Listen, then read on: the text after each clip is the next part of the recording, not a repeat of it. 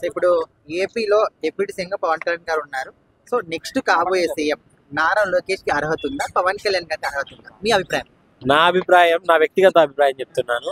Compulsory Pawan Kalyan గారికే ఈ అంటే ఉంది కంపల్సరీగా. ఎందుకు అనుకుంటారు? ఎందుకు అంటే చెప్పాను కదా నేను, అంటే నాకు తోచినంత వాటికి కాదు, యూత్ లో ప్రతి ఒక్కళ్ళు అనుకునేది ఏంటంటే ఒక యంగర్ జనరేషన్, ఒక థాట్స్, ఒక విజన్, ఒక నెక్స్ట్ జనరేషన్ కి చంద్రబాబు ఎలా ఉన్నాడో అలాంటి థాట్స్ తో ఆలోచించేవాడే నిప్పు లాంటి వాడు పవన్ కళ్యాణ్.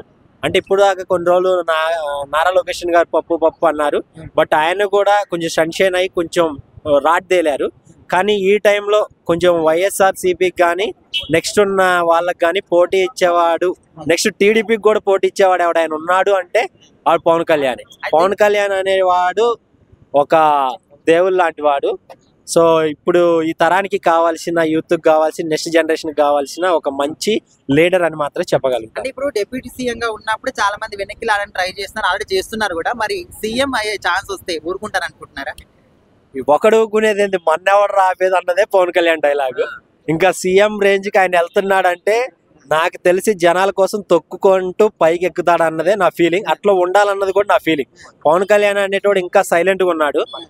ఈ ఇప్పుడున్న తరానికి, నెక్స్ట్ భావి తరాలకు, భవిష్యత్ తరాలకు ఒక మంచి నాంది, నెక్స్ట్ ఒక మంచి ఒక బిల్డింగ్స్ కానీ, రోడ్స్ కానీ, నెక్స్ట్ ఉన్న వాళ్ళకి ఉద్యోగాలు కానీ, విద్య కానీ, వైద్యం కానీ, ఇలాంటివన్నీ ఆయన థాట్స్ లో ఉంటాయి. ఎక్కువ ఆయన చెప్తూ ఉంటారు బుక్స్ ఎక్కువ చదివానని.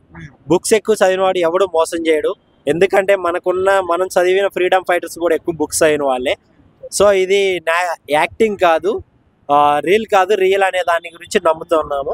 పవన్ కళ్యాణ్ అనేటోడు ఇంకొక 100 మందిని తయారు చేయాలి, అతనే ఒక అసెంబ్లీలో ప్రతి ఎమ్మెల్యేని, ఎంపీని తయారు చేయాలి అనేదే నా కాన్సెప్ట్. ఇప్పుడున్న వాళ్ళు కంటే యంగర్ జనరేషన్ ని ఆయన ప్రోత్సహించి ముందుకు తీసుకురావాలనేది కాన్సెప్ట్. అది ఇప్పుడున్న కూటమిలోనే ఇట్లాంటి ఇష్యూస్ జరుగుతున్నాయి వల్ల కదా.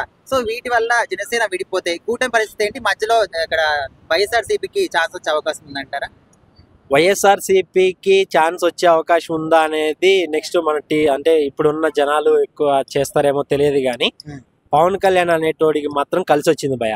ఇంకెందుకంటే ఇంకా అతన్ని వెనక్కి లాగేది ఎవరు లేరు. ఒకవేళ చంద్రబాబు, నారా లోకేష్ వీళ్ళ మధ్యలో గొడవలు వచ్చినా కానీ పవన్ కళ్యాణ్ బయటికి వెనక్కి తీసినా గానీ అతను ఒక్కడే ఉన్నాడు.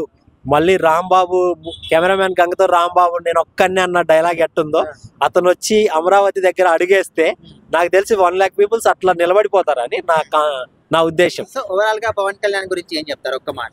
పవన్ కళ్యాణ్ గురించి చెప్పాలంటే ఆయన రియల్ యాక్టర్ కాదు, రియల్ యాక్టర్ అని చెప్తాను. ఒక అభిమానుడు అని చెప్తాను. అతను ఒక రాముడు, లక్ష్మణుడికి ఉన్న బలం ఉందని చెప్తాను. ఇంకా చెప్పాలంటే అతను ఈ ఉన్న ఒక టార్చ్ బెర్రర్, ఒక డైలాగ్ ఎట్లా ఉంటుందో ఈ తరానికి కావాల్సిన ఒక మంచి లీడర్ అని మాత్రం చెప్పగలుగుతాను.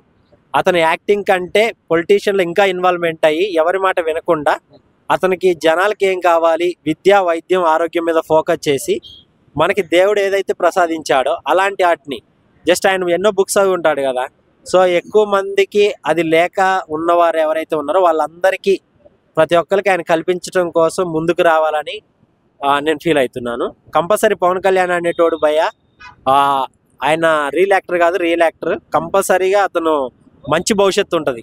నెక్స్ట్ ఆయన నమ్ముకొని ప్రతి ఒక్కరు ఓటేస్తే మాత్రం మనం ఏపీ తెలంగాణలో ఒక మంచి మార్పు అయితే చూడగలుగుతాం. Thank you sir.